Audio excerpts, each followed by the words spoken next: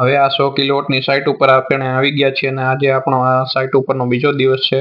તમે જોઈ શકો છો કે અહીંયા જે પેનલ પહેલા નહોતી લાગી એ હવે પેનલ પણ લાગી ગઈ છે અને તમે સાથે આ જે પીળા પટ્ટા જોવો છો એ પીળા પટ્ટાને વોકવે કહેવામાં આવે છે. અને આ વોકવે એટલે કે ત્યાં આપણે ચાલી શકીએ છીએ આરામથી. અને પેનલ પણ સાથે સાથે લાગી ગઈ છે એટલે કે પેનલનું કામ આ બધું જ જગ્યાએ પૂરું થઈ ગયું છે. હવે અહીંયા આપણે વાયરિંગ કરવાનું બાકી છે તો આપણે અહીંયા વાયરિંગ કરવાનું ચાલુ કરી દઈએ. અને સૌથી પહેલા તો હું તમને કહી દઉં કે અહીંયા ટોટલ 12 સ્ટ્રિંગ આવવાની છે, એટલે કે 12 વાયર પોઝિટિવના અને 12 વાયર નેગેટિવના, એટલે ટોટલ 24 વાયર આપણે જે પેનલ લાગેલી છે ત્યાંથી સામે જે ઇન્વર્ટર આપણે લગાડેલું હતું તે જગ્યાએ 24 વાયર યુપીવીસી પાઇપ, 2 નો યુપીવીસી પાઇપ આવે છે તે પાઇપમાં સામે લઈ જવાના છે. એટલે અહીં અત્યારે તમે જોઈ શકો છો કે અમે અડધા વાયર તો લગભગ માપી લીધા છે અને હવે અડધા વાયર જ માપવાના બાકી છે.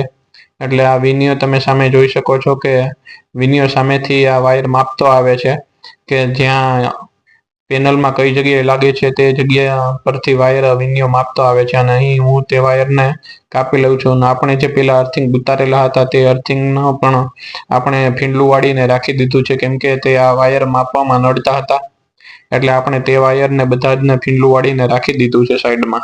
મને ઘણી જગ્યાએ કસ્ટમર ઘણીવાર પૂછતા હોય કે તમે આ બધું કામ પેનલ પર ચાલીને કરો છો તો પેનલમાં ક્રેક કે કઈ ડેમેજ થતું નથી?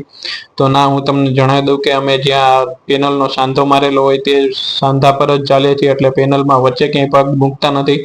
એટલે અમે આ પેનલમાં ચાલીએ તો પણ ક્યાંય ક્રેક થતું નથી. પણ તમને જણાવી દઉં કે તમારે જો અનુભવ ન હોય તો તમારે પણ આ પેનલ ઉપર ચાલવું ન જોઈએ. અને તમે જોઈ શકો છો કે આ વિનિયો જ્યાં પેનલના સાંધા છે ત્યાં જ પગ મૂકે છે અને તેની સાથે સાથે ડીસી વાયર પણ માપતો જાય છે, એટલે બંને કામ એકી સાથે થાય. અને અમે જો પેનલની નીચે ચાલીએ તો ત્યાં ચાલવાનો રસ્તો જ નથી, એટલે અમારે ફરજિયાત વાયર માપવા માટે પેનલની ઉપર જ ચાલવું પડે છે.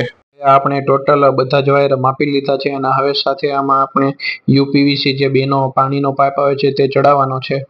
એટલે અહીંયા આપણે જે વિનિયો છે તે બધા જ વાયરને પહેલા સરખા કરી લીધા છે અને સાથે તેમાં હવે આ 2 નો પાઇપ ચડાવે છે, તમે જોઈ શકો છો વિડીયોમાં.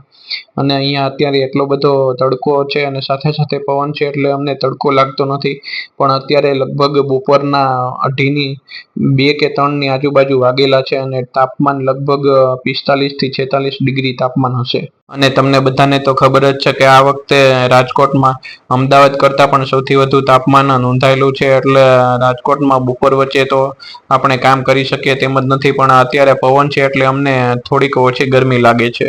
હવે તમે જોઈ શકો છો કે આપણે વિનિયો જ્યાં પાઇપ પહોંચાડવાનો છે ત્યાં સુધી લગભગ હવે પાઇપ પહોંચી જશે. અને અમે પાછળની બાજુએ આપણે જ્યાં પેનલનું વાયરિંગ આવે છે તે બધું જ પેનલનું વાયરિંગ તમે વિડીયોમાં જોઈ શકો છો કે કરી નાખ્યું છે. અને ખાલી હવે ત્યાંથી આપણે સીધું પાઇપિંગ કરવાનું જ બાકી છે, એટલે લગભગ આપણે ઉપરનું વાયરિંગ પૂરું થઈ જશે અને પછી આપણે નીચે ચાલ્યા જવાનું છે અને નીચેથી 5 માળનું પાઇપિંગ આપણે કરવાનું જે બાકી છે તે કરશું. હવે આપણે ઉપરનું પાઇપિંગ પૂરું થઈ ગયું છે અને આપણે નીચેની બાજુ આવી ગયા છીએ. નીચેની બાજુ સૌથી પહેલો તો આ વિનિયો 1 નો પાઇપ આપણે જે અર્થિંગમાં નાખવાનો હતો તે અર્થિંગનો પાઇપ નાખે છે અને સાથે સાથે જ આપણે 2 નો પાઇપ પણ જે ડીસી વાયર ટોટલ 24 વાયર છે તેમાંથી આપણે 2 નો પાઇપ નાખી દીધો છે. અને તમે જોઈ શકો છો કે આ હાઈટ કેવડી છે, કેટલી બધી ઊંચાઈ પર આવેલું છે. અને લગભગ મને અંદાજ પ્રમાણે 5 માળ જેટલું આ ઉપરથી નીચે સુધીનું હશે આ શેડ. અને નીચે આવી ગયા પછી અમને હાશકારો થયો, કેમ કે અહીં તમે જોઈ શકો છો કે અમારે ઝાડવાની નીચે કામ કરવાનું છે, એટલે કે અમને નીચે છાંયો આવે છે અને ઉપર તો બાપરે બહુ તડકો હતો. એટલે અહીંયા કામ કરવામાં અમને મજા આવે છે. અને તમને પણ જો આ વિડીયો ગમતો હોય તો આ વિડીયોને લાઇક, શેર અને કમેન્ટ કરો અને સાથે બીજા આવા જ વિડીયો જોવા માટે અમારી ચેનલને સબસ્ક્રાઈબ કરો. હવે આ વિનિયો અત્યારે જે આપણે ઉપરથી નીચે 4 અર્થિંગના વાયર ઉતાર્યા તેમાં 1 નો પાઇપ નાખે છે અને સાથે બાજુમાં ડીસીનો પાઇપ અમે નાખી દીધો છે, પણ તેનો વિડીયો અમે બનાવી શક્યા નથી.